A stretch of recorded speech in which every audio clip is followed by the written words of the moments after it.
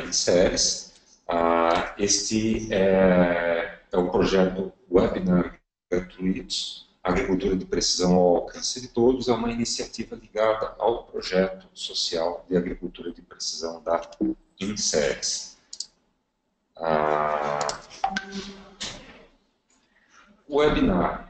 Hoje a gente vai estar conversando sobre o webinar, o futuro da agricultura de precisão no Brasil. O que nós podemos esperar para os próximos anos? A ideia é conversar sobre o curto prazo, o que está vindo aí para a agricultura de precisão no Brasil. Hoje é dia 23 de fevereiro de 2017.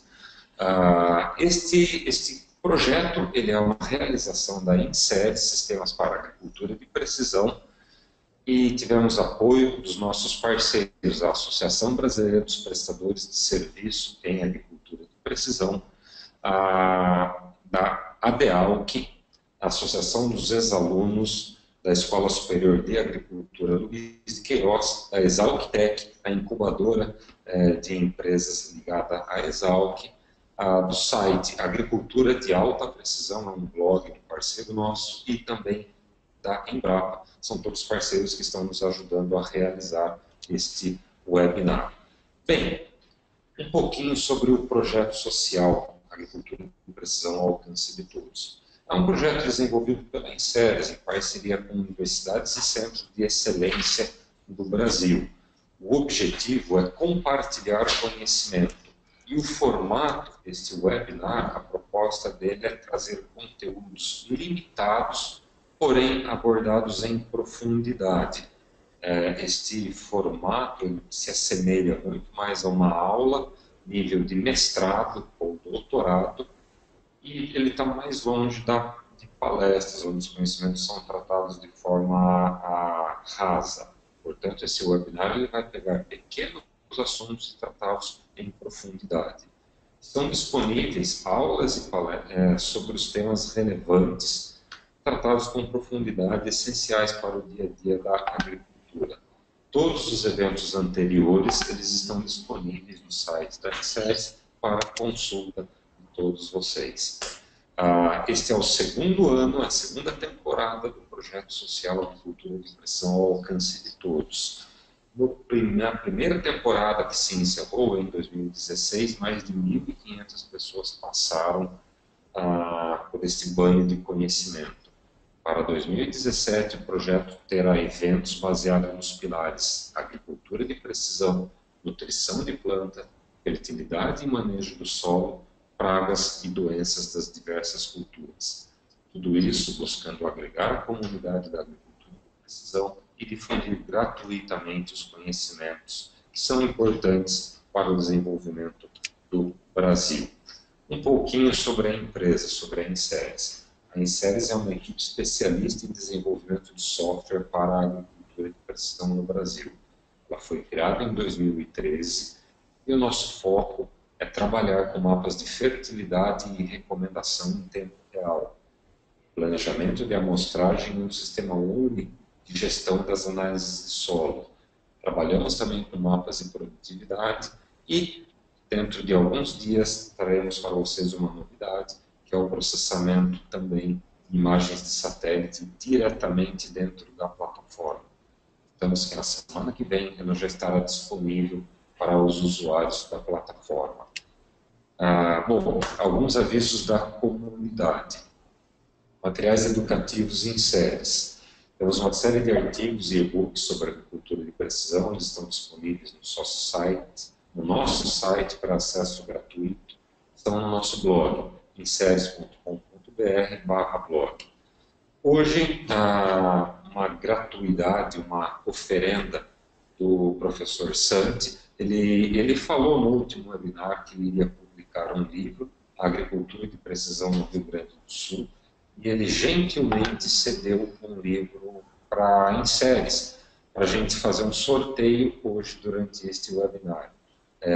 Vamos pedir uma licença às 18 horas para fazer um sorteio, vamos parar um pouquinho e fazê-lo ao vivo, para quem participou e se inscreveu para participar do sorteio.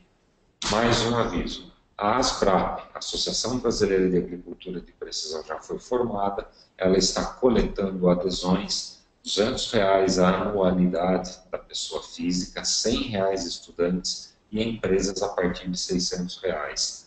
Venha colaborar para fazer o Brasil melhor, mais preciso e colaborar para a produção de alimentos no Brasil. A associação é uma peça importante e relevante dentro do cenário nacional. Mais um aviso, a INSEAD está com um programa de distribuidor aberto e fica aqui o convite para quem quiser quem tiver interesse em participar e ser um distribuidor INSEAD, pode procurar o Plínio através do e-mail plinio@inseres.com.br.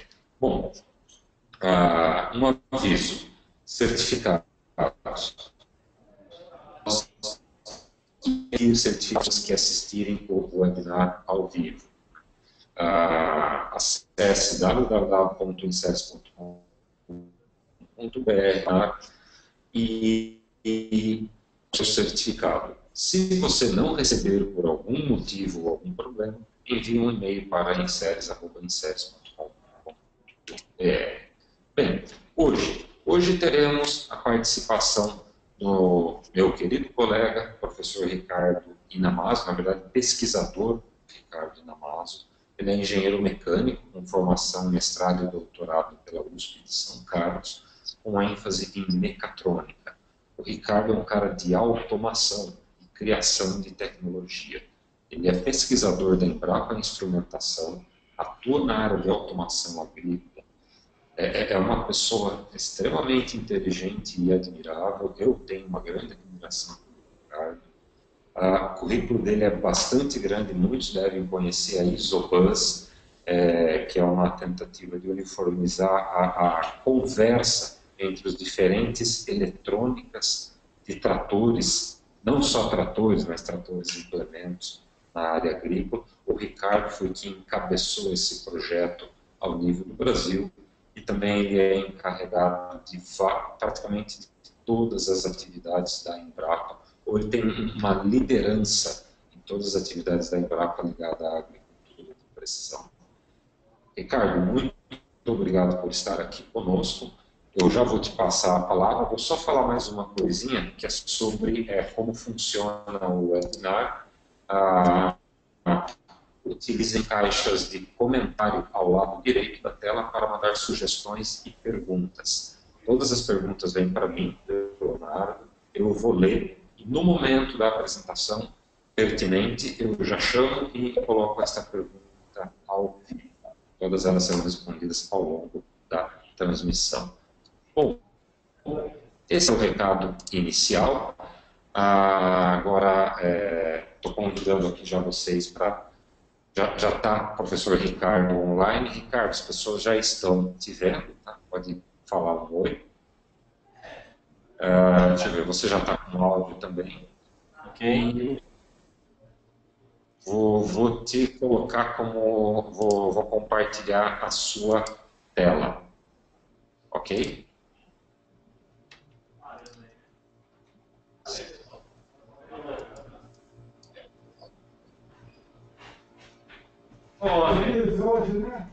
Ok. Você aceita e já vai. Ok, já estamos vendo sua tela, seu áudio está aberto, eu vou colocar no mute e vou deixar você aparecer sozinho aí na frente, tá ok? Ok, muito obrigado pelo convite, essa oportunidade de conversar com todos. Realmente é uma experiência bastante diferente, né? Mas vamos lá. A temática é uma temática bastante abrangente. Na realidade, a gente pode explorar na profundidade e na abrangência que a gente quiser, né? Eu vou tentar dar um recado, né? Inicialmente, né, eu vou dar uma adiantar um pouco, talvez, o final, né?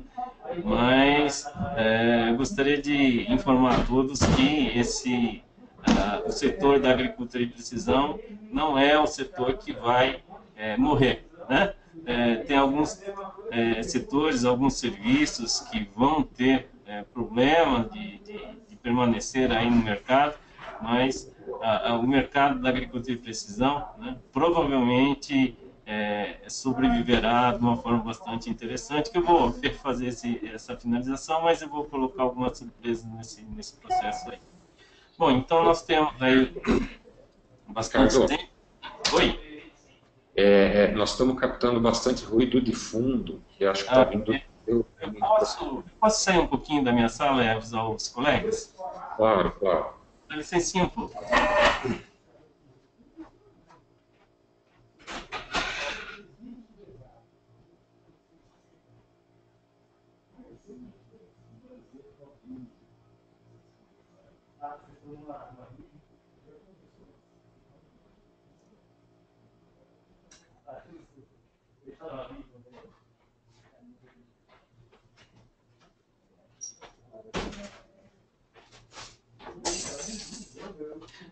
Bom, agora eu acho que deve ter melhorado um pouco, né? Ainda estamos... Bom, então eu estava comentando um pouco, né, que o tema é bastante abrangente. Eu vou começar então, né? Nós temos bastante tempo, mas o tempo passa rápido. Então, vamos lá.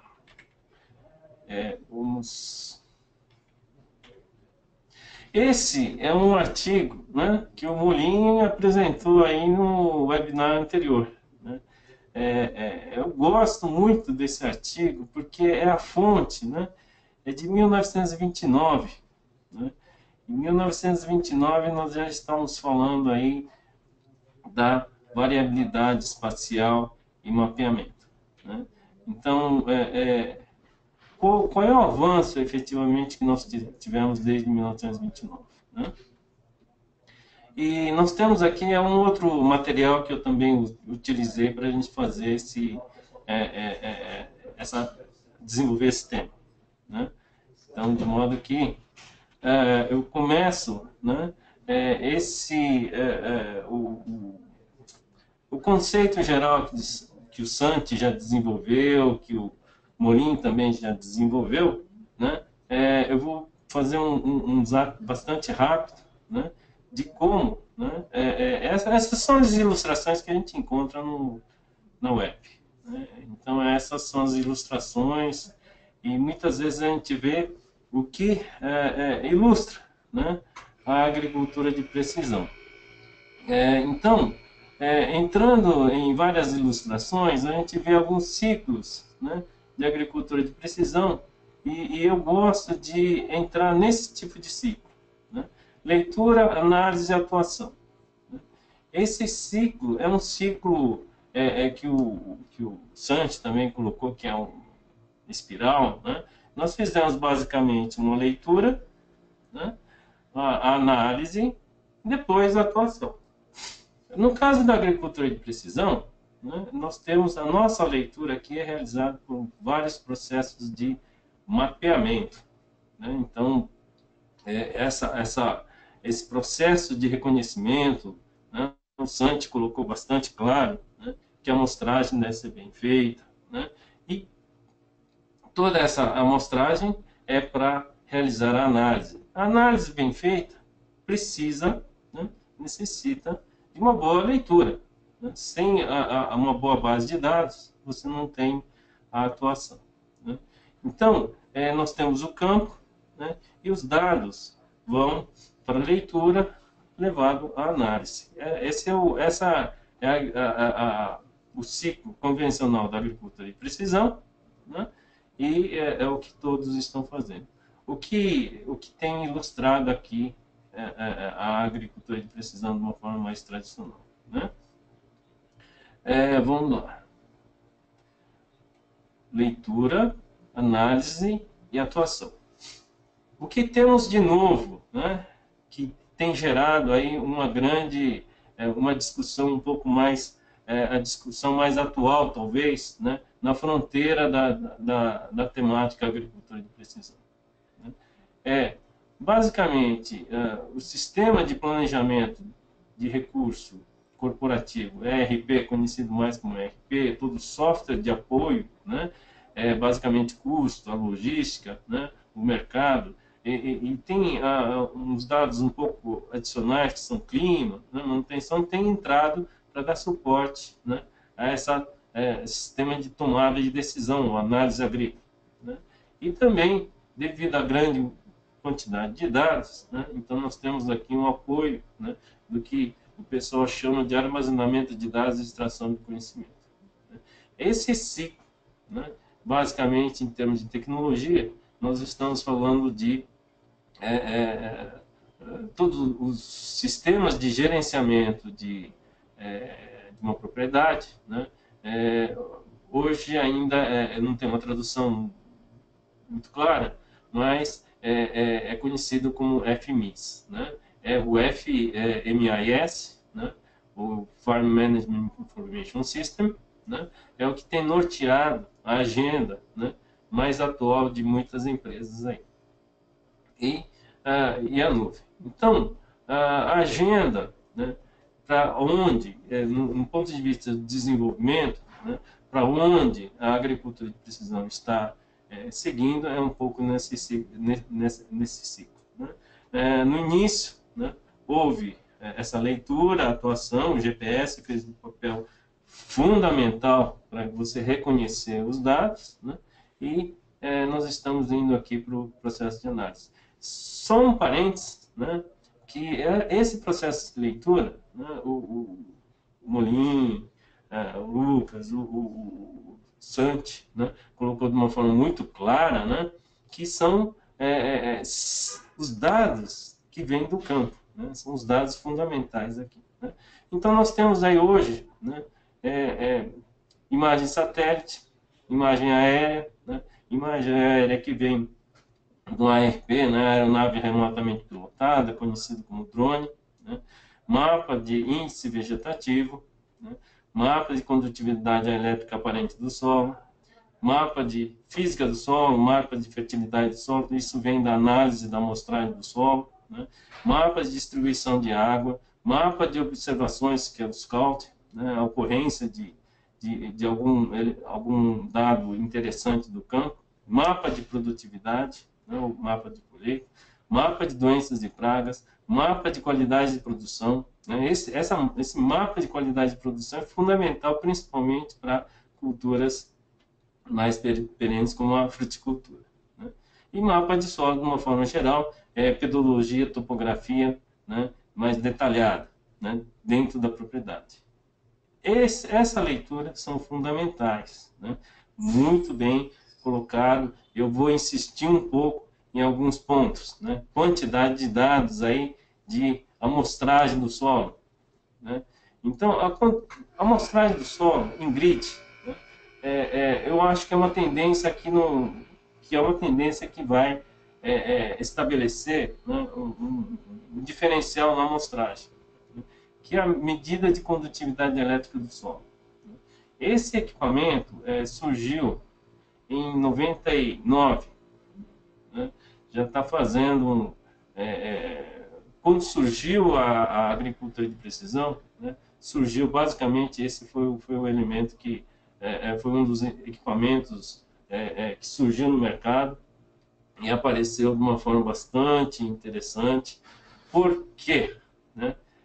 Porque ele faz uma leitura por segundo sincronizado com a leitura do GPS, né? Esses discos que vocês estão vendo, né? Esses discos são um contato eletrônico e ele mede a facilidade da eletricidade ser conduzida, né? É como se fosse resistência elétrica invertida, né?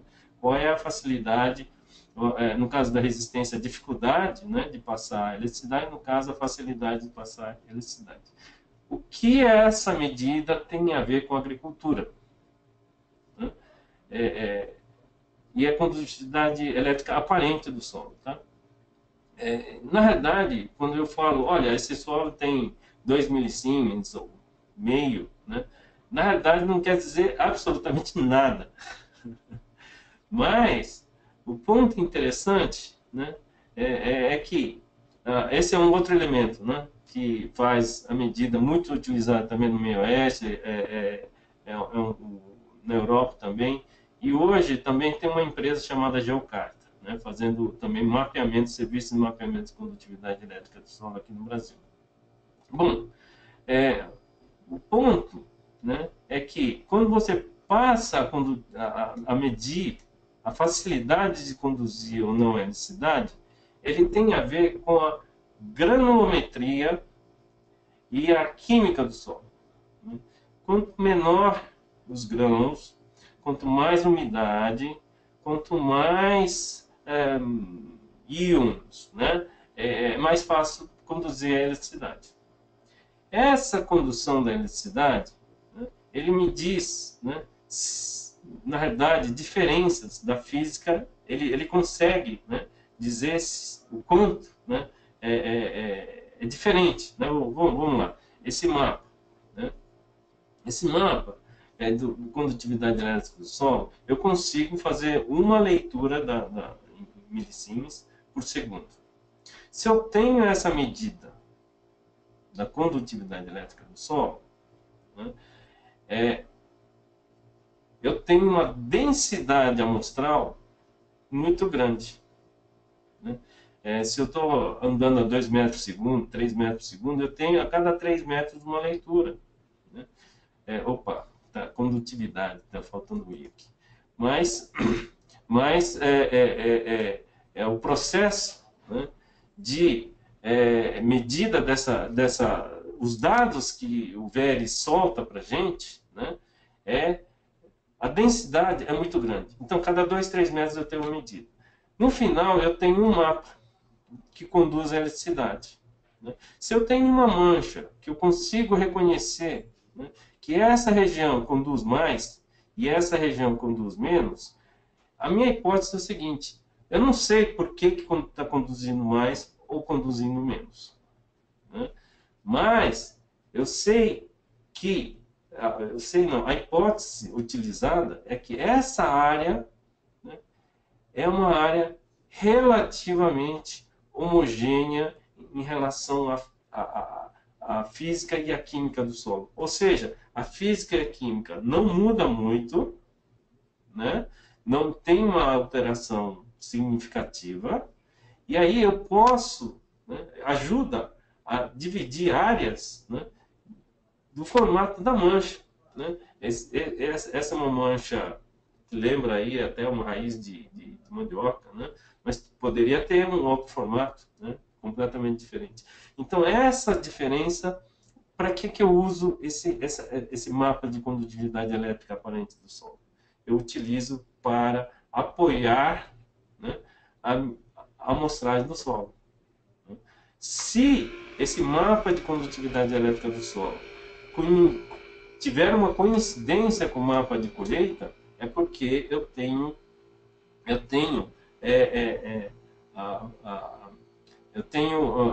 o motivo da variabilidade da produção no solo. Né?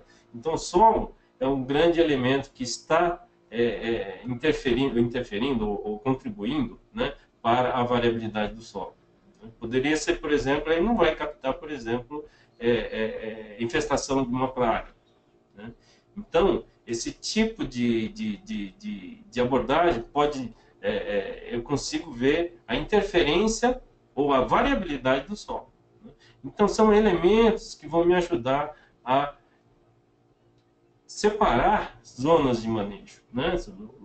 Áreas diferentes. E orienta também a quantidade de amostras. Com certeza, esses elementos, se você pegar, né, as medidas de condutividade elétrica do solo, você consegue estudar, né, a dependência espacial, né, e você consegue entender quais são as áreas, né, que dá o efeito pipita, né, qual a distância, né, da dependência espacial, né, e aí, eu entendendo, né, essa área, eu ajudo aí a fazer a amostragem. Esse sistema de medida, né, alguns chamam de sistemas inteligentes de de amostragem de solo, não é muito utilizado aqui no Brasil.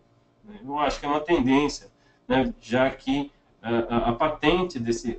Eu acho que não é muito utilizado porque ainda está muito caro aqui no Brasil. Né? O equipamento nos Estados Unidos é alguma coisa na ordem de 10 a 15 mil dólares. Né?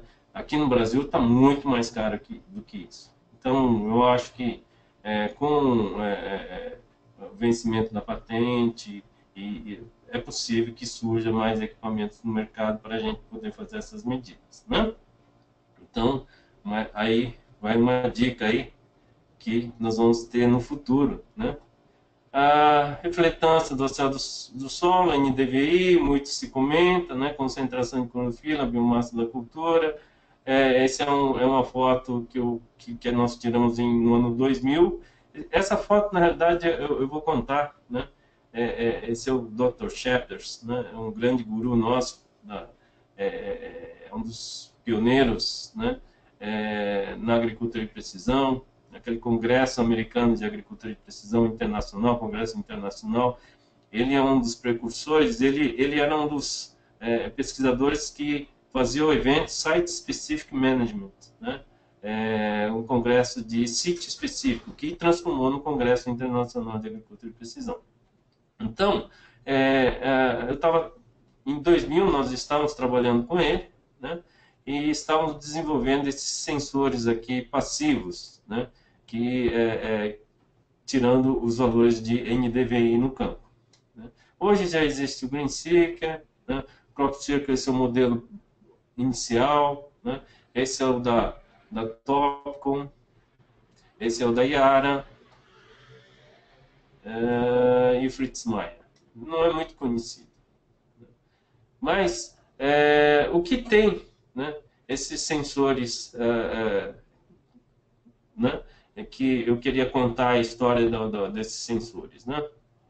É que nessa época, né, que nós estávamos desenvolvendo esse sensor, né, e acho que foi em 2002, né, alguém perguntou para mim, então, isso em 2002, né, então, Ricardo, quando que esses sensores vão estar no mercado? Né? O sensor já estava bastante avançado, eu acho que já estava quase nesse nível aqui dessa versão, né, do CropCircle, né? E eu disse assim era o Silvio Crestano, ele estava conduzindo o Labex, né?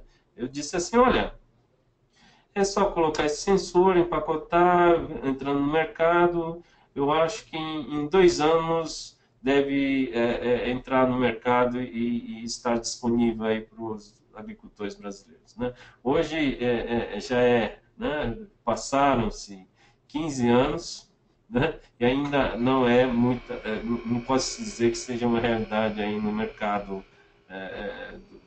da agricultura de precisão. De modo que uma previsão, né, hoje a gente tem que ser muito cuidadoso, né? Mas o interessante é que esse sensor, né, o sistema, né, o processo de geração de conhecimento até chegar no mercado tem sido bastante longo. Né? Então, é um ponto interessante que eu acho que a gente deve entender o motivo pelo qual, né, esse sensor não está chegando no mercado. Né? E demais tecnologias. Então, tudo é o cuidado que a gente deve ter do que existe aí de mercado. Né? E aí, né, nós tivemos aí o Combap 2016, né? Então, na verdade, eu queria dizer assim, ó, leitura, né? Eu acabei de colocar um pouco o que seria a leitura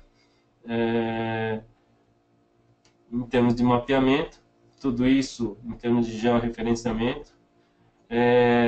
Importante colocar, quando eu falei da ARP, né? Aeronave remotamente pilotada, né? Também imagens aéreas, né? A gente coloca essas imagens, é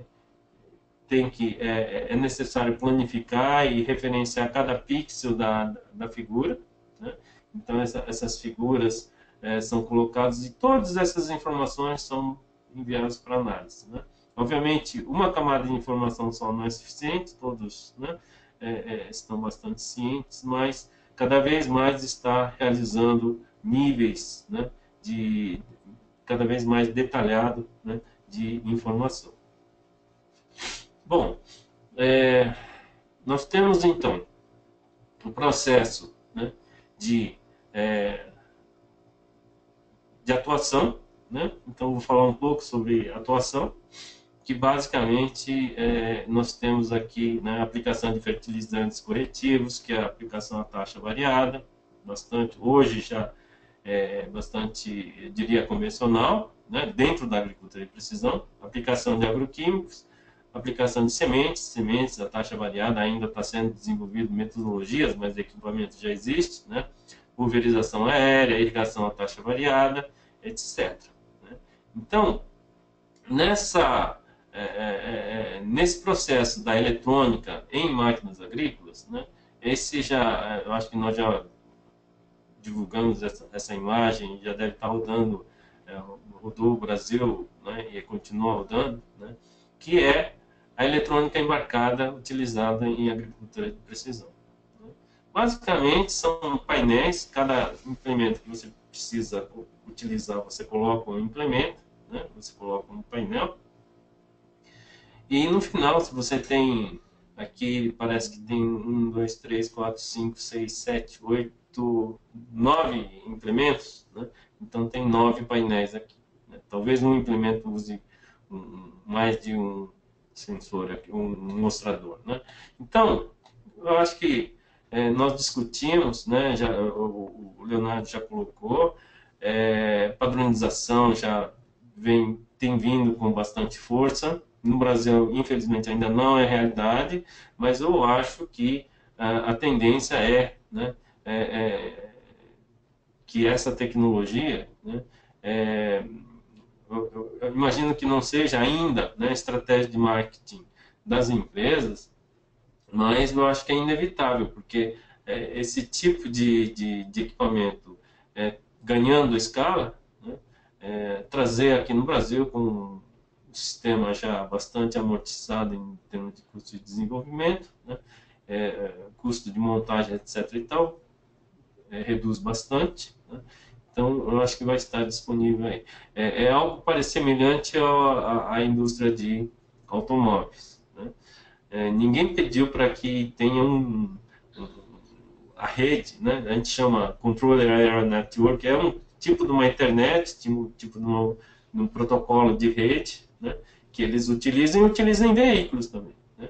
Por que os veículos utilizam esse protocolo? Porque é economicamente viável, né, é mais custo reduzido. Então, eu acho que existe um potencial muito grande desse padrão de isobus também entrar no mercado. O que é importante, na verdade, é as indústrias de implementos também seguirem, né, esse protocolo aí. Bom, falando... Oi, pois não.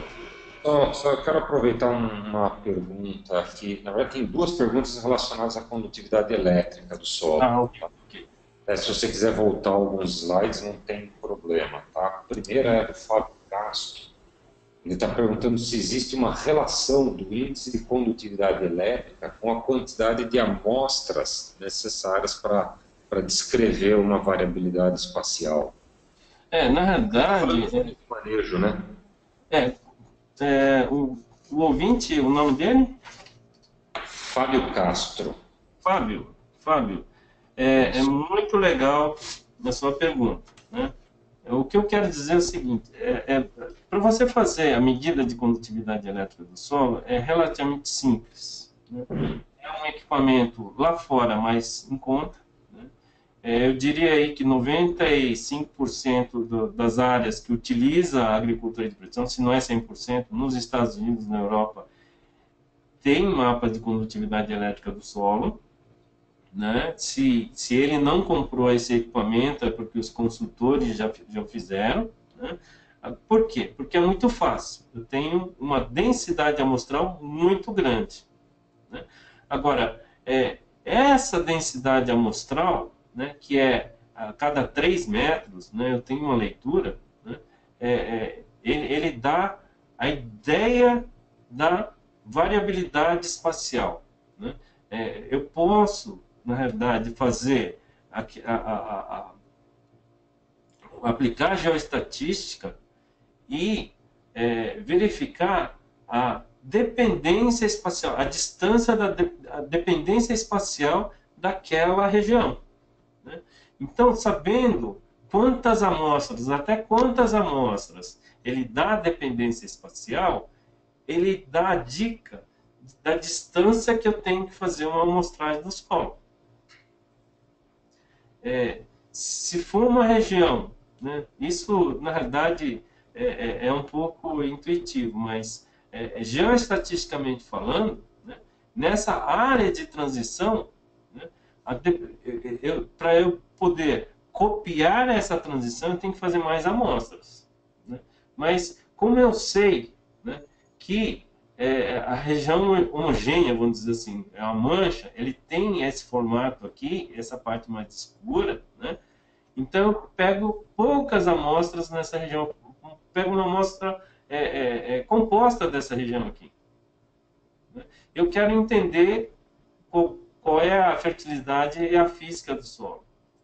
Inclusive, se essa densidade de amostras, né, eu digo, se o solo, né, ele está... se fosse em grid, né, eu teria que fazer aí uma densidade muito maior, né, eu faço uma amostra composta, como se fosse uniforme essa área, né? Ou Então, seja, a condutividade elétrica ela pode ser utilizada para geração de zonas de manejo. Essa é a linha? não só zona de manejo, como pode orientar, né, a amostragem de solo. Uhum. Né? O Molin havia comentado assim, a gente não sabe se é ovo ou galinha, né? Primeiro a gente tem que fazer uma amostragem muito fina para ver a variabilidade ou o contrário, né? Mas, na realidade, esse realmente quebra o ovo, né? Ele tira esse componente, já ilustra, né? Mostra para o produtor, né? A área, né? O quanto essa área, de que forma a área está variando. Então ele já me orienta, olha, aqui você vai tirar umas amostras compostas aqui que eu vou ter a característica, né, física e química semelhante. Então eu posso fazer uma composta e eu vou ter uma ideia por que, né, essa área, ou qual é a aptidão agrícola dessa área. A princípio eu não sei. E a condutividade elétrica alta não quer dizer que eu vou ter alta produtividade, né? Só sei que aquela área é mais ou menos uniforme. Tem uma pergunta ligada exatamente a isso que você comentou, do Marcelo Romano. Se a condutividade elétrica está relacionada com a disponibilidade dos nutrientes para a planta. Então, Não pode, necessariamente, né? não necessariamente, né? Então, a condutividade elétrica pode estar alta porque aquela região tem muita argilosa, né? E tem muita umidade. Então, pode ser, mas se toda uma região, a física for uniforme, né? A capacidade de armazenamento for uniforme, eu consigo identificar áreas com mais, por exemplo, matéria orgânica. Mas é uma medida composta, né? Então, eu não sei discernir exatamente qual é o elemento que está dando mais condutividade, mas eu consigo identificar qual é a área relativamente homogênea, né? Bacana. Tá joia. Isso daí.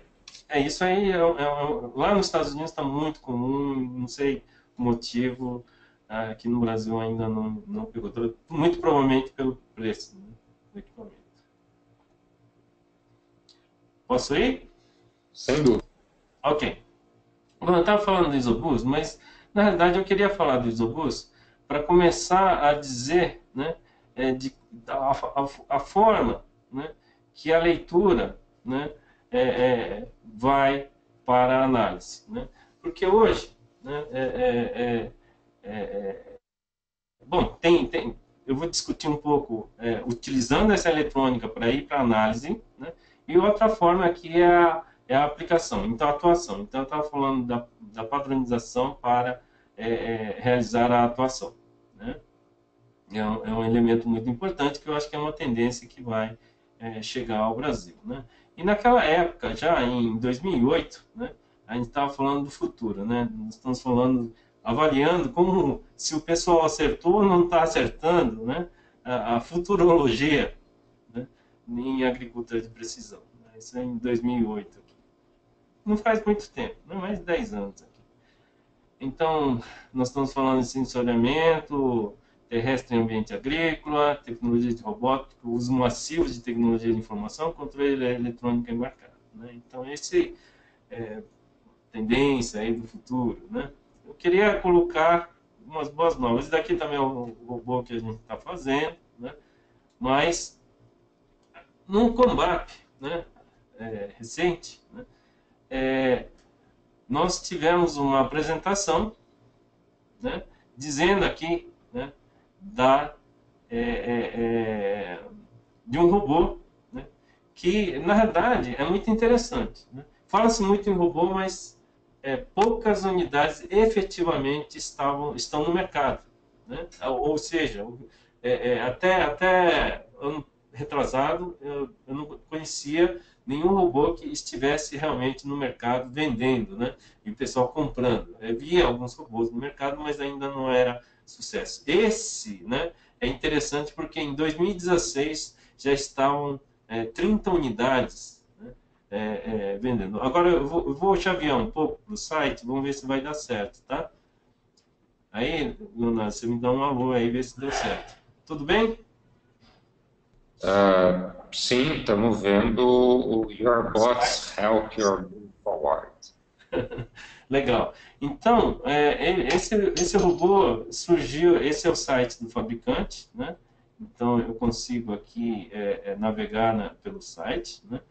E o que ele estava mostrando, né, é a parte de remoção de plantas daninhas ou plantas invasoras. Né? Então, o palestrante mencionou, né, que vendeu 30 unidades para a agricultura orgânica, né? Porque a agricultura orgânica não usa agrotóxicos, ou pelo menos uma densidade apenas alguns permitida. Né? Então aqui, né, ele tem um site e esse robô, né, em primeira mão, ano passado eu fiquei sabendo que já tinha esse robô no mercado, né, e que já não é tão futuro assim. Né? Ou seja, já é realidade. Né? Mas aqui no Brasil, vamos ver se é uma tendência que pode virar. Então ele é um robô que como se fosse aquele aspirador de pó, né, que o robô aspirador de pó, ele fica rodando no campo, né, retirando essas plantas invasoras. É um elemento bastante, é um equipamento bastante interessante e não veio para grandes lavouras, né? Isso que é outra coisa interessante. Né? Veio efetivamente numa cultura de alto valor agregado, né? E reduzindo aí o trabalho humano. Voltando aqui para a apresentação. Tá. Então, esse é uma notícia interessante, né? E que a gente pode enxergar aí uma solução uma solução robótica, né? Que já é uma tendência e eu acho que cada vez mais eles vão entrar no mercado. Bom, então nós estávamos falando um pouco da atuação robótica, né? E aqui é uma coisa interessante, né? Quando eu falei aqui da leitura, né? Então os dados da máquina indo para análise, eu conseguindo fazer, né, o monitoramento das operações agrícolas. Né? Já existem 3 sensores no mercado, um é um CamPlug, né?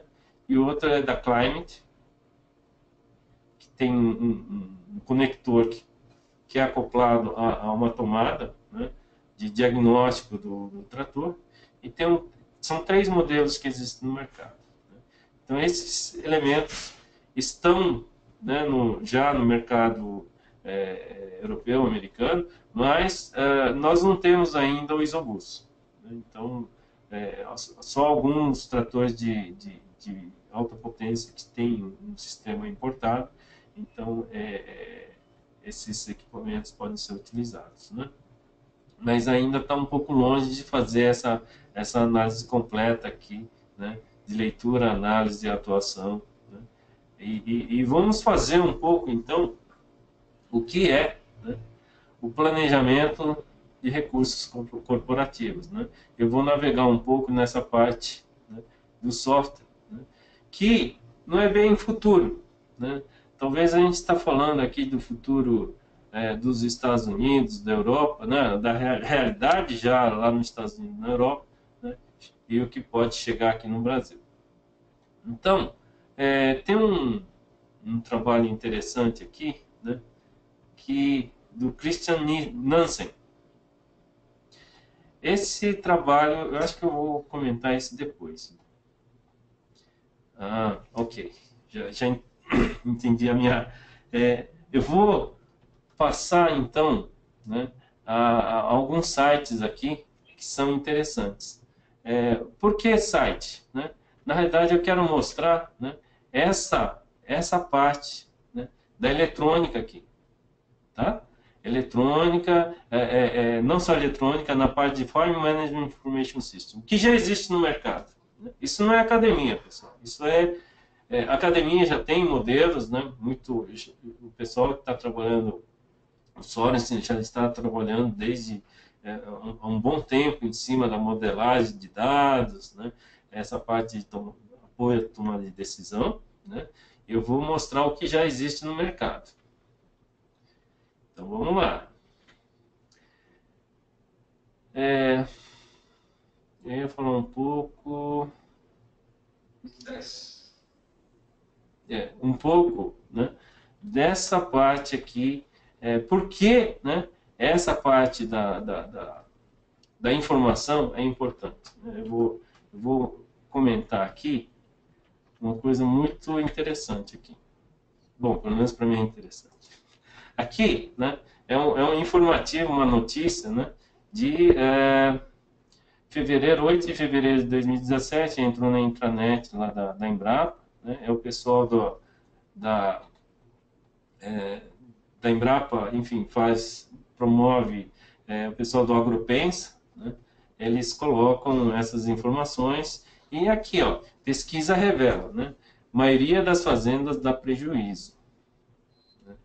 É muito interessante. Os jornalistas aqui são bastante criativos na hora de você publicar uma matéria, né? Porque essa matéria é baseada, né, em uma outra publicação acadêmica, né, que ele diz assim, ó, lucratividade da agricultura, né? Os autores são Eliseu Alves, né?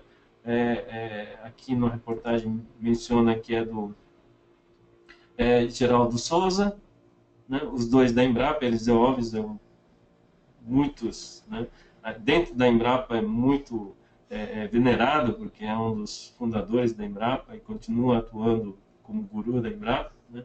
E Daniela Rocha, da Faculdade de Getúlio Vargas. Né? Então, é baseado nesse trabalho acadêmico que diz assim, lucratividade da agricultura. Aí esse jornalista extraiu, né, dizendo assim, ó, metade, né, e virou uma notícia interessante, né, mais da metade das fazendas brasileiras operam com prejuízo, né, e foi estudo sobre lucratividade agrícola realizado com os dados Censo Agrícola de 2006. Né. Os dados mostram que esses fazendeiros gastam muito mais do que arrecadam, levando-os a ter renda líquida negativa. O estudo sugere que isso se deve a erros na administração da propriedade, né? E, sobretudo, erros no uso das tecnologias que adotam. Ou seja, né, eles têm um erro muito grande, né, na gestão. Né? E daí, né, eu chamo novamente a atenção aqui na parte de análise dos dados. Então, nós atuamos muito no erro, né, do tratamento da lavoura.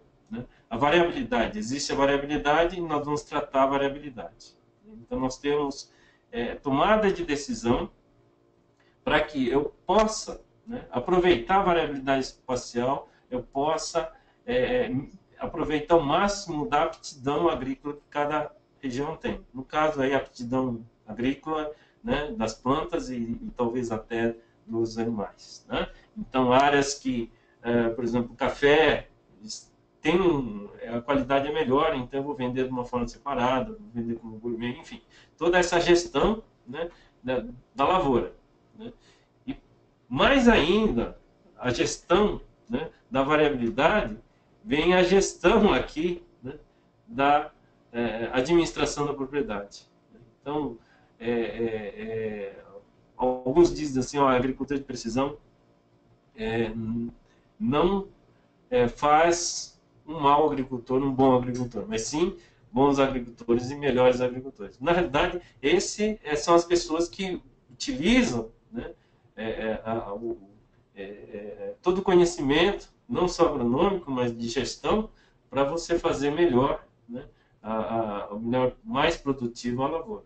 Então, esse trecho aqui, né, da análise agrícola é a nova fronteira, talvez, não que ainda não continua sendo, né, a variabilidade espacial, mas a análise agrícola sustentada aí, né, para o sistema de informação geográfica, né, geoestatística, estatística muito variada, diagnóstico, recomendação agronômica, etc.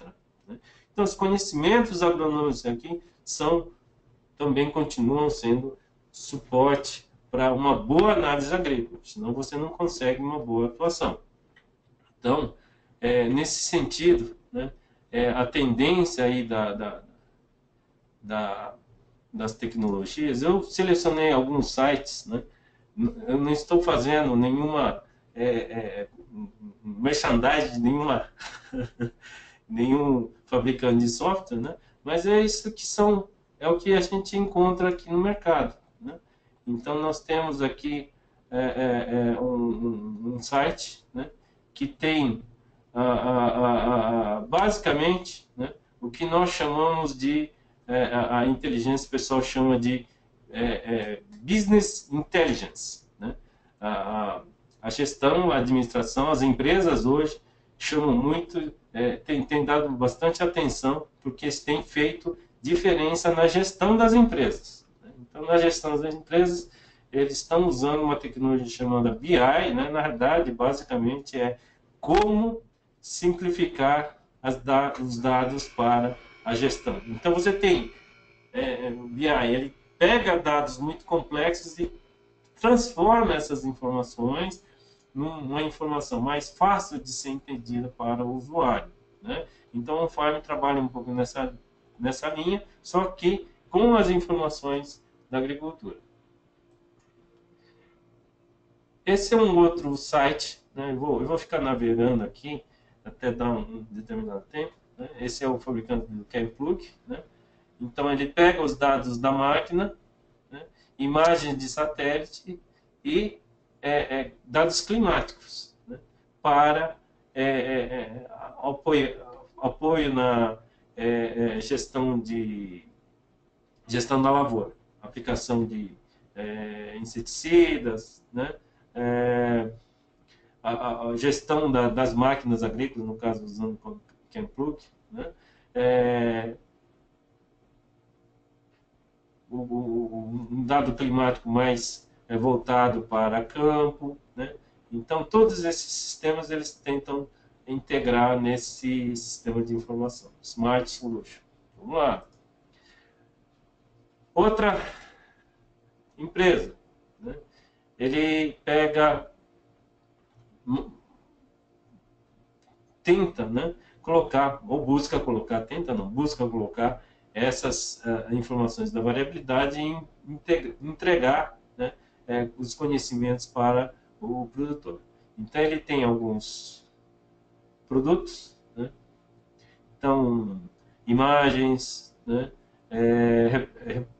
relatórios, né, com campos mais saudáveis, né, contrastes de cores, relatórios de aplicação da taxa variável, né, e, enfim, dependendo da qualidade dos detalhes que você quer obter, né, com esse sistema de apoio, né, você paga uma taxa para o site. Vamos lá.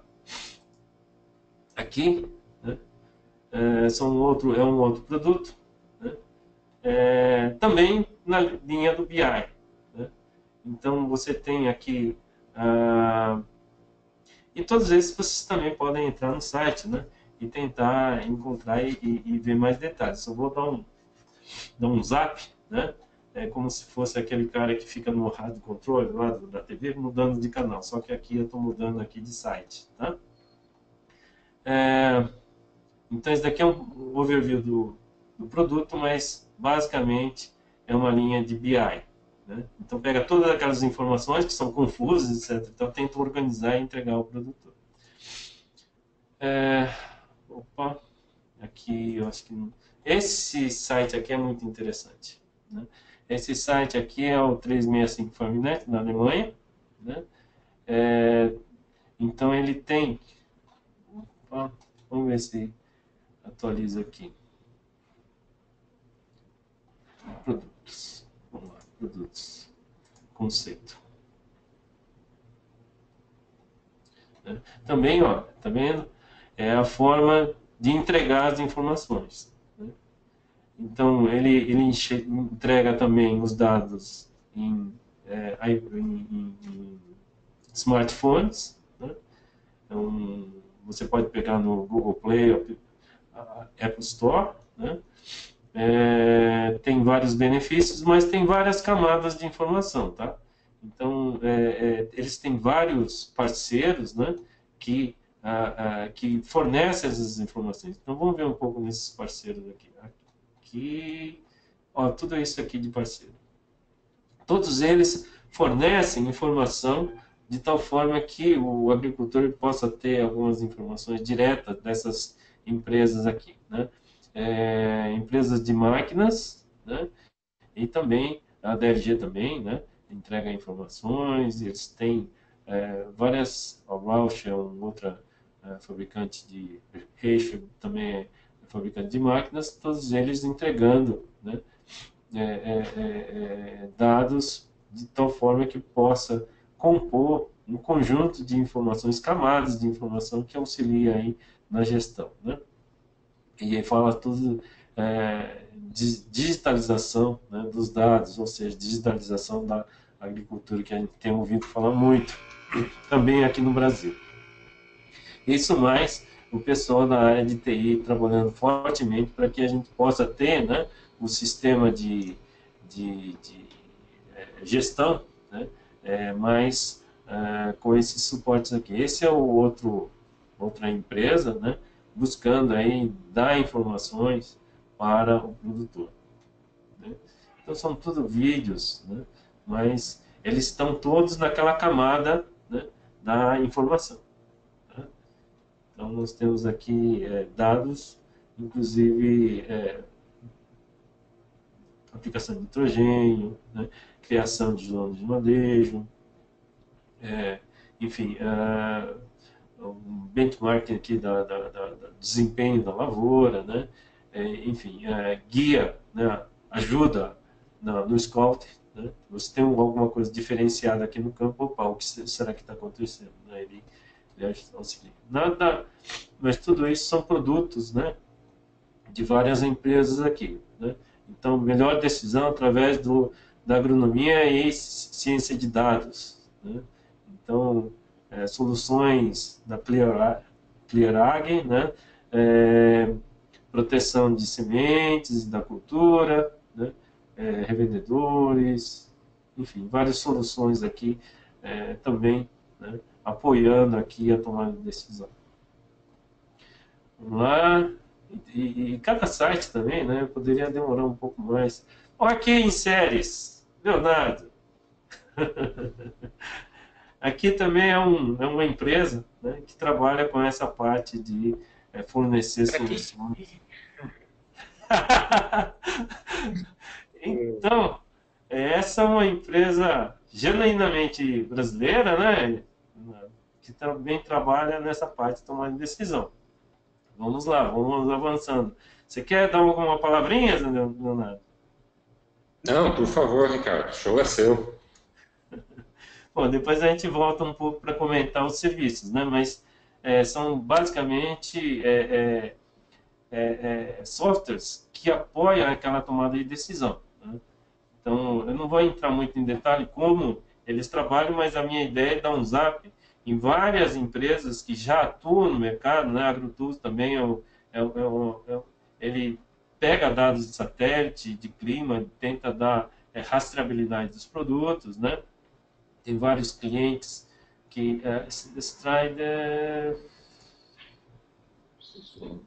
não consegui aqui, deve estar vindo aqui. É uma outra empresa também, está em português, na escolha dos melhores produtos. Enfim, tem um sistema de apoio e são vários pessoal do TI entrando no campo para encontrar a solução. A Enalta também é uma outra empresa nacional. Essa é uma empresa francesa, né, que também coloca soluções de TI, mas na realidade ele pega as informações do ERP, né, toda a parte de estoque de material, tenta geoespacializar onde foi aplicado o herbicida, ou se tinha aquele estoque, para onde foi aquele estoque, enfim. É um software interessante para acompanhar, inclusive para cooperativas poderem acompanhar os seus associados, né? Aqui a GDNA, também tem um outro software também bastante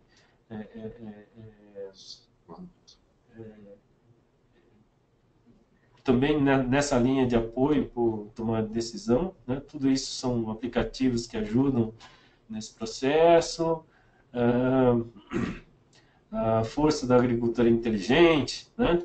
Então são coisas aqui que eles colocam no mercado. Vamos lá, Crop Tracker. Esse eu acho que acompanha inclusive infestação de pragas. Bom, enfim. E também eu acho que ele já está mais conhecido aqui, né? A produto da GCO, da John Deere e da Case New. Esse é um zap, né? Uma passada nos sites que existem, que percebe-se que não são poucos, né?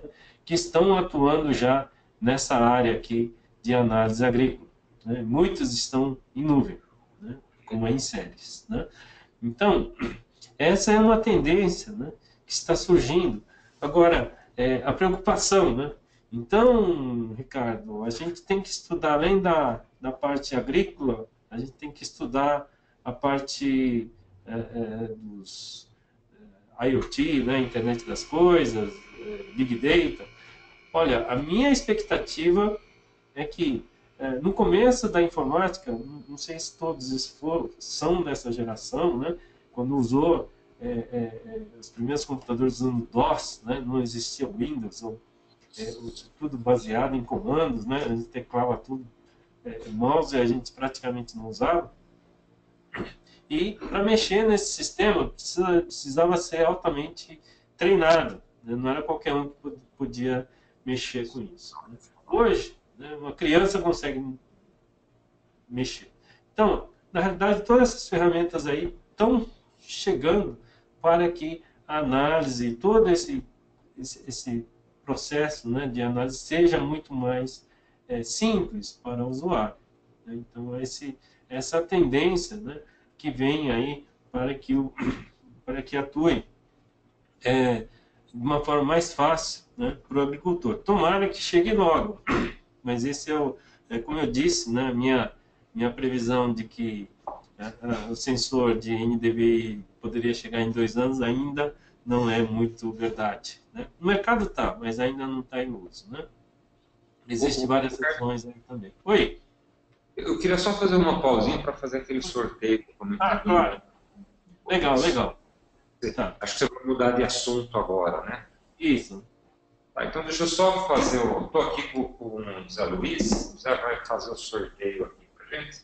Mas enfim, a mão na boca. Vamos lá. Então, aqui estão todas as pessoas que participaram. A pessoa da comunicação imprimiu e enviou as cédulas aqui. Aqui uma pessoa... André Fernandes. André Fernandes, você ganhou um livro, Agricultura de Precisão no Rio Grande do Sul, do professor Santos. O Zé Luiz, da comunicação, ele vai entrar em contato contigo aí por outros meios para a gente acertar a entrega do teu prêmio. Ok? Isso é. Ricardo, eu tenho tem mais uma pergunta aqui, ainda falando de condutividade elétrica. Ok. Você quer avançar ou quer voltar Não, aí?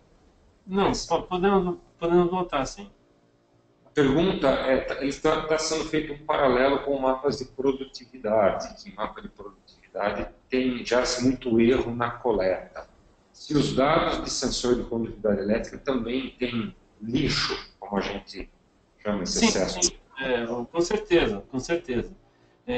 Para fazer uma limpeza, né, de vez em quando, condutividade elétrica, é, enfim, valores que não existem, né, no campo. Isso é relativamente fácil de você limpar na planilha, né? E também tem outlier, né? Assim, você pegou um buraco de tatu, né?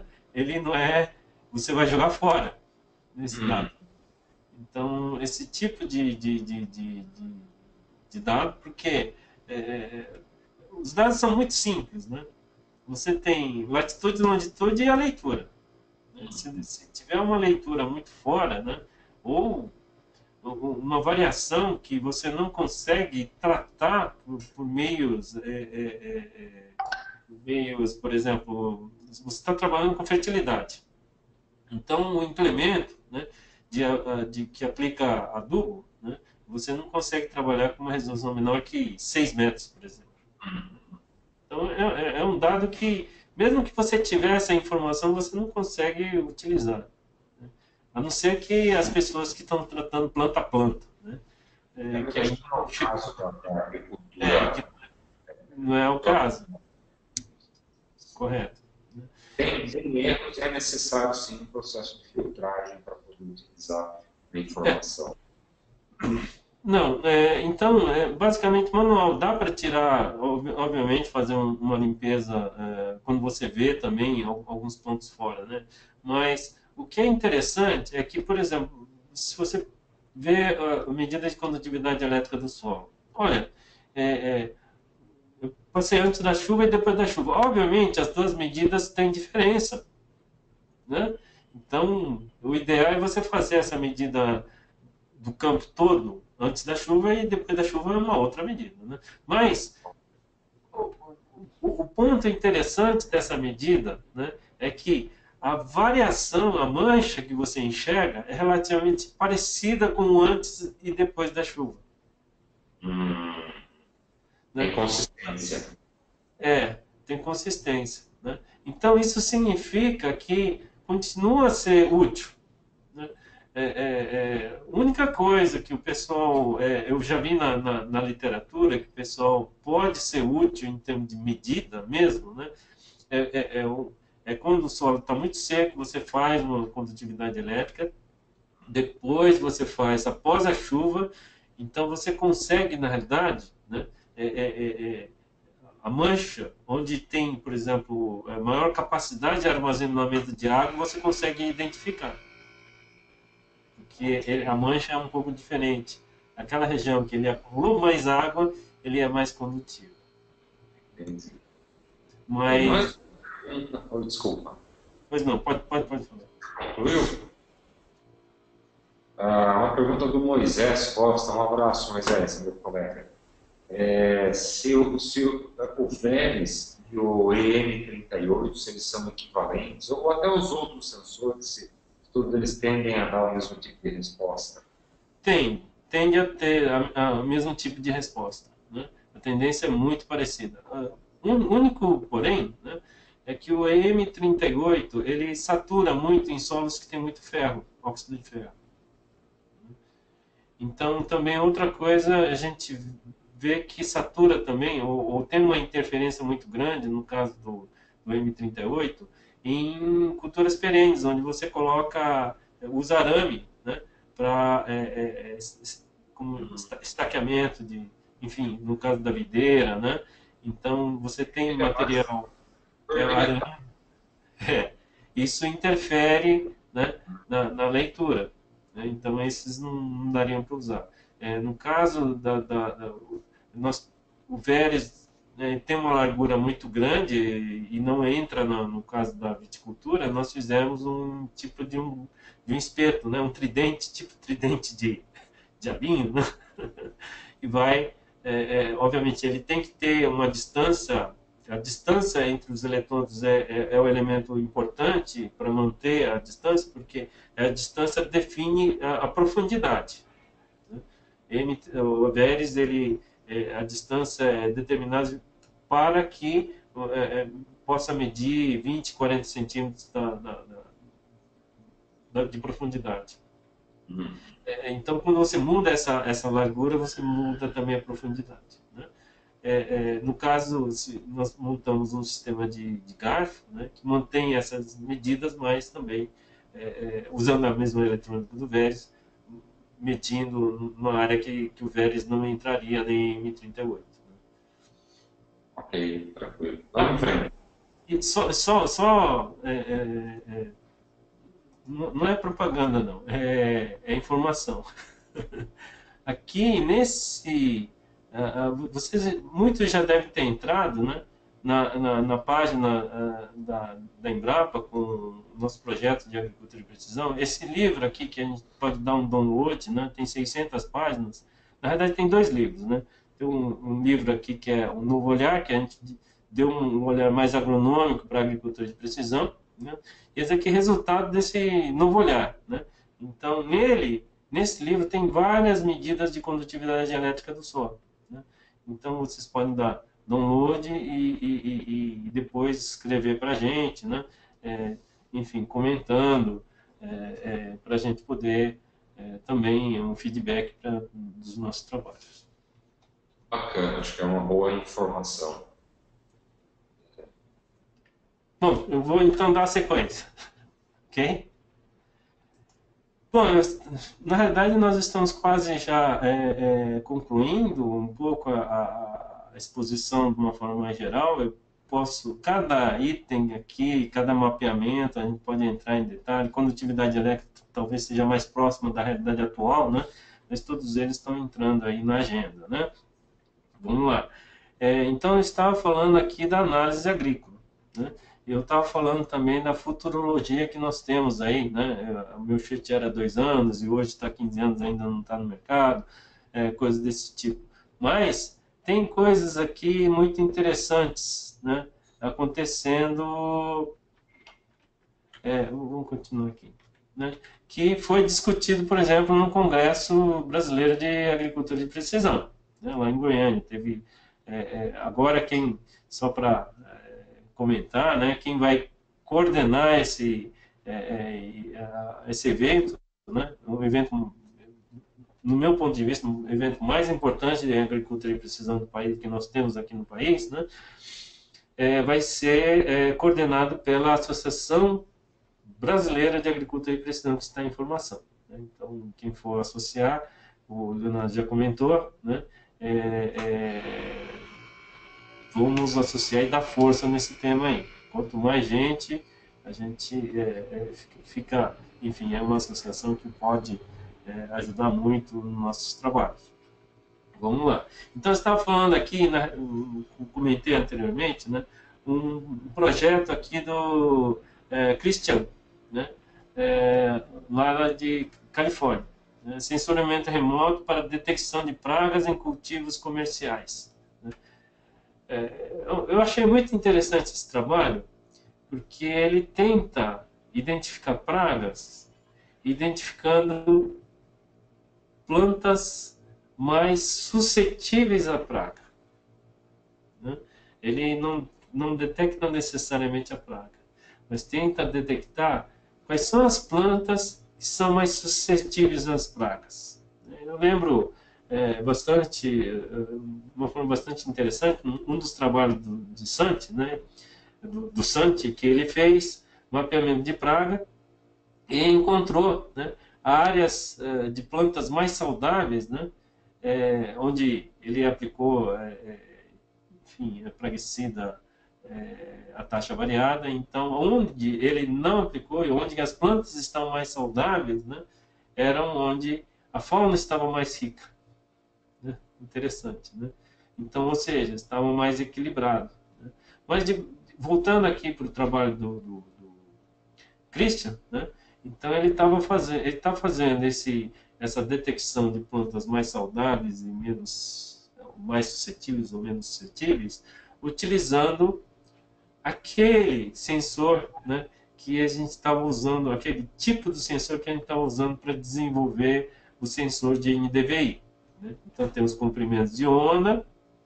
Então, só que o do Christian, né, ele consegue medir, né, comprimentos de onda é como se fosse aquele, bom, vai do ultravioleta, infravermelho próximo, né, que a gente já, vermelho e infravermelho próximo que a gente não consegue enxergar. Então ele divide, né, em bandas, né, em comprimentos de ondas de luz, né, de várias cores.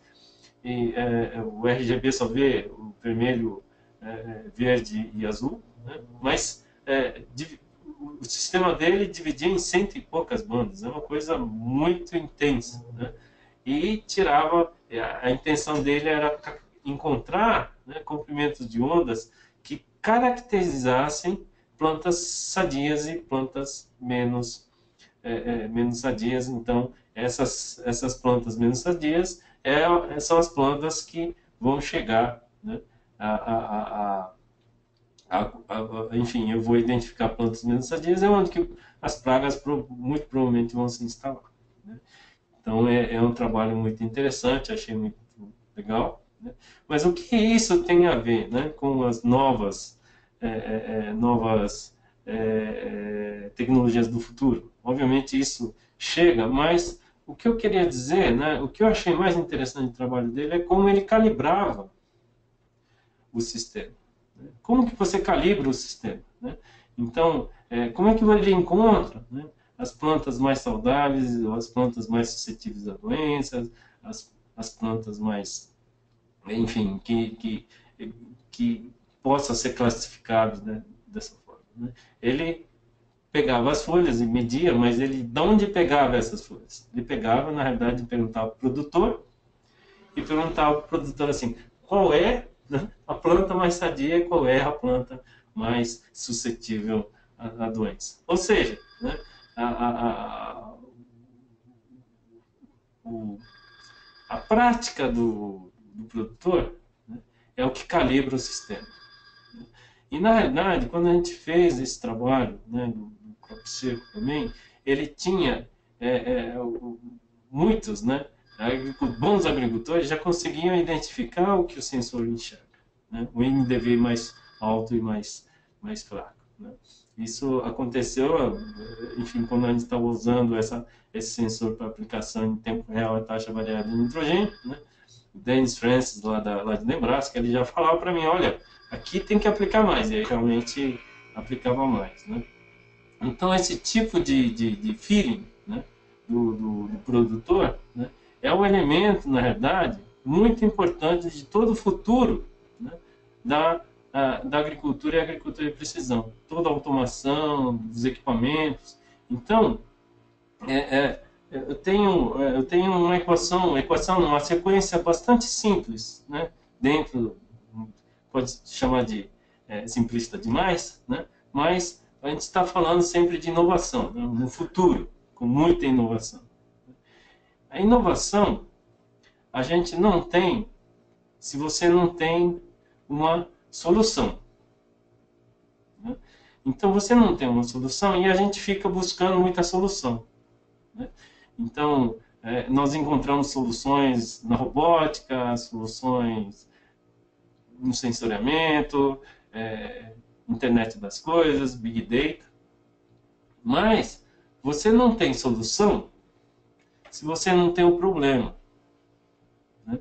Então, na realidade, né, a fonte de qualquer futuro, qualquer inovação, qualquer solução, ele nasce do problema.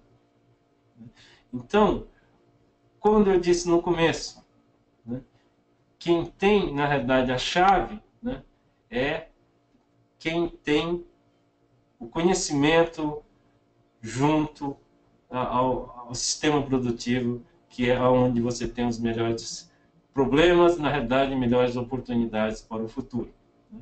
Então, o meu recado, no final, viu, Leonardo, vamos debruçar nos problemas, porque daí a gente gera uma solução para gerar uma inovação em um futuro mais interessante para toda a agricultura e a agricultura de precisão. Todo problema gera uma dor. Toda dor é uma oportunidade para a gente fazer alguma coisa. Exatamente. Então, então, na realidade, a nossa agricultura de precisão nasceu, né, dessas dificuldades. Então, é o que a gente tem de melhor, né, de oportunidade, é correr atrás e sempre encontrar, buscar soluções, né?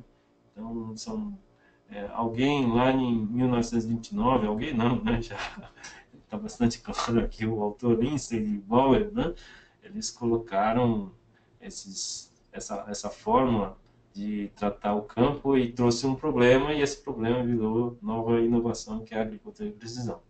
Então, esse é o recado. Vamos debruçar para encontrar novas soluções, né? E essa é a fonte, né, do nosso futuro. Assim, eu agradeço aí e fico aberto aqui para uma conversa com todos. Poxa, bacana, obrigado, Ricardo. Deixa eu ver, tem mais algumas questões aqui. Vou aproveitar então e colocar. Big Data, aqui. Carlos Alberto Caetano. A pergunta dele é: como o senhor avalia a possível contribuição dos conceitos de Big Data na agricultura de precisão, Ricardo? Na verdade, quero aproveitar e dizer que o próximo webinar, no dia 16 de março, a gente vai tratar esse tema Big Data. Ok? Desculpa, vamos lá, Ricardo. Vamos lá. Na verdade, quando a gente fala de Big Data, né, essa parte a computação, a TI, a academia, né, trata como tratamento de grandes volumes de dados, né? E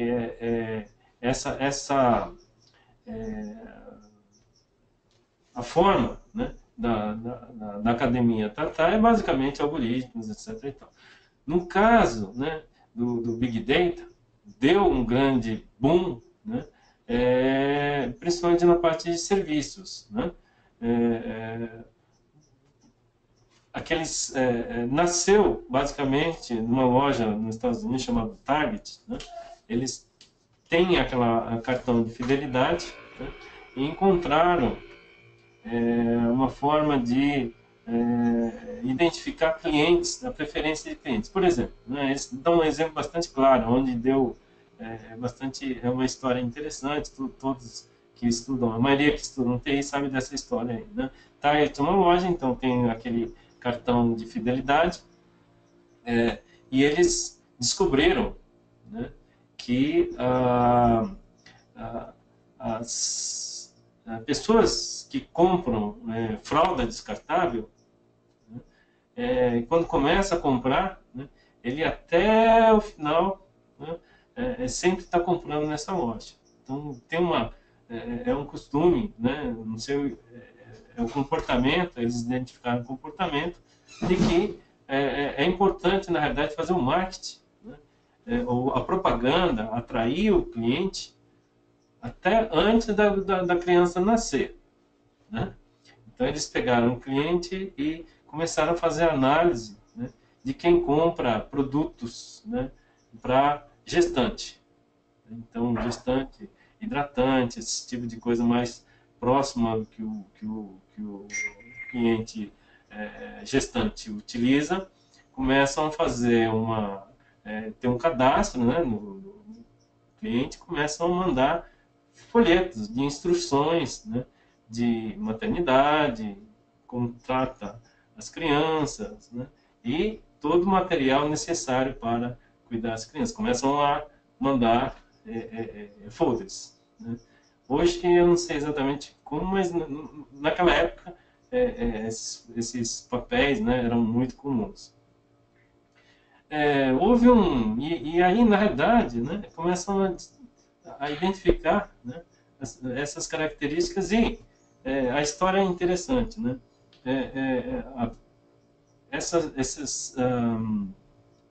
Ao identificar uma cliente, né, eles começaram a mandar um folder. Né, e começaram a mandar um folder, etc. Tal, maternidade, felicidade, etc. E tal.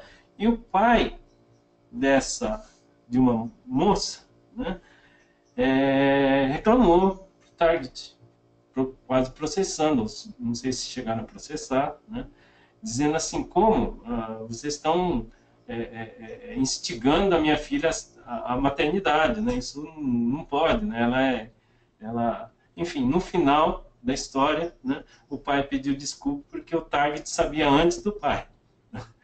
Então, são histórias assim que o sistema, na realidade, de informação sabe antes, começa a saber antes, né, das pessoas que estão convivendo, vivendo, enfim. Essa é uma história, parece verídica, né? Mas outras coisas que a gente sabe que o Google, por exemplo, soube antecipadamente, né, ou algumas semanas antes da FAO, surtos de ebola na África. Né? Então, esses processamentos de grandes volumes de dados, ele tem origem, né, nessa área comercial. Né? E o grande impacto no comércio, nos serviços e na gestão e tomada de decisão. Né? Então, quando fala de Big Data, né, ou mesmo Internet das Coisas, né, Internet das Coisas também é muito interessante o conceito. Né? Internet das Coisas também nasceu academicamente, comunicação máquina a máquina, né? Mas, ao conectar uma das máquinas na internet, quer dizer, todos os sistemas conectados e depois você tem a informação, muitas informações, por exemplo, você não precisa mais estar monitorando, né? Imagina um sistema, isso não é comercial, ainda não está na prática no mercado, mas imagina se, né, você tivesse um sensor, que não é difícil, né, ter um sensor, por exemplo, no limpador de para-brisa, né, quando o limpador de para-brisa está ligado ou não. É uma informação, né, individualmente, você não precisaria praticamente dessa informação, porque você vê o limpador de para-brisa funcionando na sua frente, né? Mas se uma central souber, né, o funcionamento do limpador de para-brisa de todos os carros de um determinado município, né, e tivesse a velocidade desse limpador, saberia a intensidade localizada daquela chuva. Né? Então, vira um sensor de intensidade e regionalizada das nuvens, né, da chuva. Então, na realidade, subverte um pouco o que a gente entende, por exemplo, de uma medida pontual. É um pouco parecido com o DELES, né? A medida pontual, enfim, não tem muito interesse, mas quando você começa a sistematizar de uma forma ampla, né, você consegue ter essas informações muito mais úteis, né, para todo o sistema. Então, quando a gente fala assim, Big Data, Internet das Coisas, ele tem um forte pé, né, na parte de gestão, né, de empresas, gestão de serviços, né, e deu um impacto, e está dando um impacto muito grande nessa área. BI também, né, Business Intelligence também é um setor que está nas empresas, as grandes empresas, as empresas mais modernas, né, dizem tem um BI, no setor de BI. Então, toda essa BI, né, Internet das Coisas, Big Data, né, são ferramentas que as empresas estão utilizando e estão dando muito impacto. Né? E a pergunta, né, então vai dar um grande impacto na agricultura também. Né?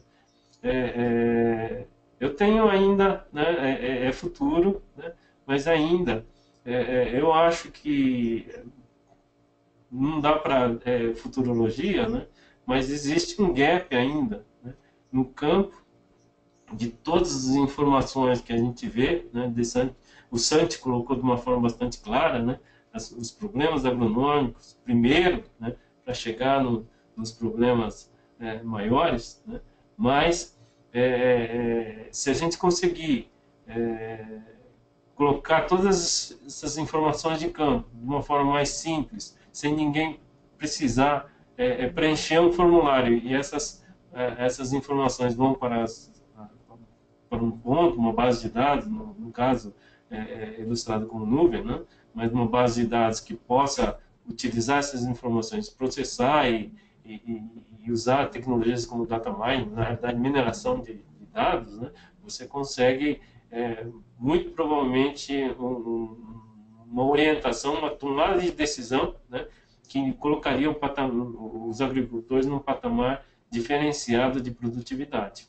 Né? Agora que a gente está conseguindo juntar dados suficientes para falar que tem um Big Data. Né? Eu lembro, mais ou menos em 2000, né, pela Fundação ABC, 2002, lá tinha umas 10 áreas que a gente monitorava lá junto com o Molin e juntou a informação de todas elas e rodou o processo de data mining.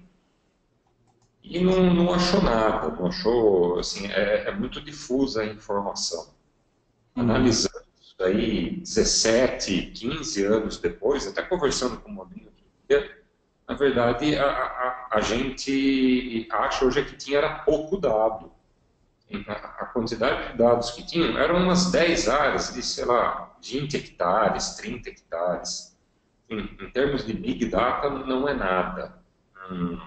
Não era dado suficiente ainda para mostrar alguma tendência. Verdade.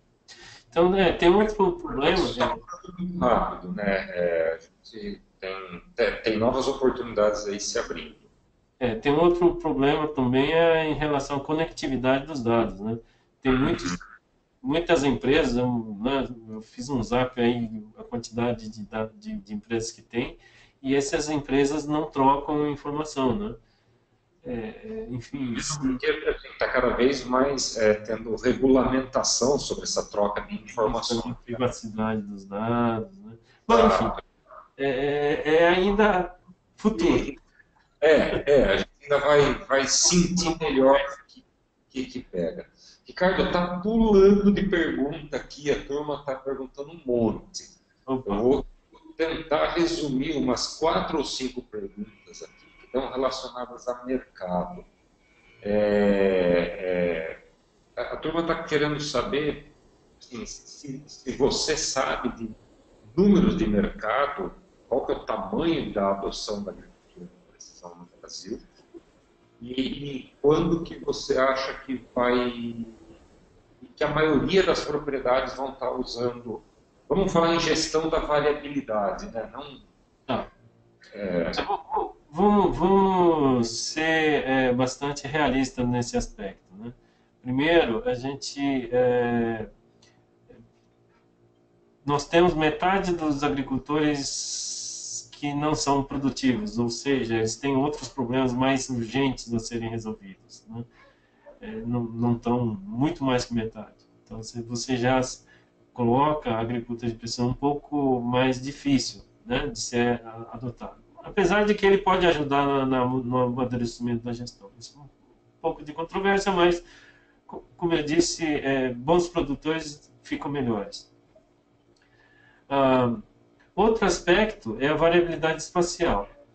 Né? Se você não tiver a variabilidade espacial no seu campo, né, você não tem retorno econômico ao aplicar a taxa variada, né? Então, eu não tenho os dados muito claros, mas eu imagino, olha, você tem, além dessa variação, né, a intensidade tem que ser alta, né? E quanto maior essa intensidade, maior o retorno econômico, mas quanto menor, né, a probabilidade de você, com o custo que você teria para aplicar a taxa variável, talvez não valha a pena investir nessa área aí, né? Então, talvez dividir em talhões, como hoje ainda é feito normalmente na cana, né? Talhões mais produtivos, menos produtivos. Então, talvez essa abordagem seja interessante. Então, ainda chegando nesse aspecto, né? Tem que ser um pouco realista nesse sentido. Eu não sei ainda exatamente quais são os campos que efetivamente dão retorno econômico, né? Então, se eu colocar aí metade que poderia adotar aí, né, que estão mais ávidos a uma tecnologia, dentro deles, vamos supor, metade, de uma forma otimista, metade tem variabilidade que pode trazer esse retorno econômico. Então, a gente está falando aí de um campo aí de 25%, né? De uma forma muito otimista. Nós fizemos um levantamento, nós fizemos uma palestra, né, uma sequência de palestras, quando o Senar estava abrindo aquele programa de agricultura e precisão do Senar, e nós fizemos 9 localidades distintas, né, região norte, nordeste, centro-oeste, sul, e nós fizemos um levantamento. Esse levantamento está naquela publicação Resultados de um Novo Olhar, né? E qual era o questionário? Qual é o potencial? O que você acha? Quiser o feeling da própria região, né? A gente sabe que tem regiões que são mais otimistas, acham que a maioria vão adotar, mas o nosso resultado é alguma coisa em torno de 5, 10% que estariam adotando a agricultura de precisão, né? Agora, o importante é entender, né, o que seria a agricultura de precisão. Então, a gente descarta, por exemplo, normalmente, né, descartaria o pessoal da área de culturas perenes, fruticultura. A gente está falando de irrigação, né? Nós conseguimos detectar variabilidade irrigação na fruticultura lá em Rio de São Francisco, né? A variabilidade de qualidade de uva, né? Na produção de 4 hectares da uva para vinho, né? Vinho de nível bastante top. Então, na realidade, quando você vê um vinho desse tipo, né, em 4 hectares, no final é um blend, né? Então, você pode montar, na realidade, mesmo dentro de 4 hectares, uma qualidade, enfim, projetada para uma qualidade melhor do vinho, né? Então, esse tipo de gestão, né, nós entendemos que seria gestão da agricultura de precisão. Não sei em relação também a pragas e doenças, eu acho que está vindo, né? Então, eu diria aí, dentro desse overview, né, talvez o mais otimista aí talvez esteja aí em torno de 20% e o menos otimista estaria alguma coisa em torno de 2, 3%, né? Então, eu acho que é um range, é um chute, mas o Comitê Brasileiro de Agricultura e Precisão está fazendo um esforço para conseguir esses dados, mas conceitualmente também existe um problema conceitual. O que é a adoção de agricultura de precisão, né? Se é para grãos, então a gente tem que fazer um mapeamento só para grãos, né? E assim por diante. Mas é um panorama, não sei se todos, né, querem essa resposta, né? Mas nós estamos ainda longe de obter um dado muito preciso, muito claro, né? Mesmo nos Estados Unidos, eles têm um programa, a gente sabe, mas quem responde o questionário lá é menos de 5%, né? E em cima disso que eles fazem um panorama, né? Ok, bacana. Ricardo, uma pergunta. Aquele livro, ele é público, né? Livre para dar download. Se alguém quiser também, físico, né? Eu tenho alguns exemplares ainda físicos, se alguém quiser, escreve para mim. Eu acho que estou arriscando um pouco. É, não. Mas, de qualquer maneira, Vou dizer assim, os 10 primeiros que escreverem para mim, eu mando via correio. Mas ok. tá livre aí para download, né? E vocês podem dar download à vontade aí. É PDF, é leve, né? Hum. 600 páginas. Então, O- Apareceu aqui. Oi? Eu vou. é Ah, grande. Tá, né? ele por quilo. Ricardo, eu vou pedir para o pessoal aqui da comunicação colocar o link do livro no Facebook da Inseres. Aí quem quiser pode acessar por lá e facilitar. Tudo bem, Zé? Tudo bem? Ok. Bacana, então a gente faz isso para ajudar. Ricardo, acho que foi muito bacana, assim, não vai dar para a gente abordar todas as perguntas aqui. Tem perguntas sobre silvicultura de precisão, já tem gente querendo entender mais de variabilidade e efeito em produtividade. Tem várias perguntas aqui sobre silvicultura de precisão. Não vamos conseguir abordar tudo, infelizmente.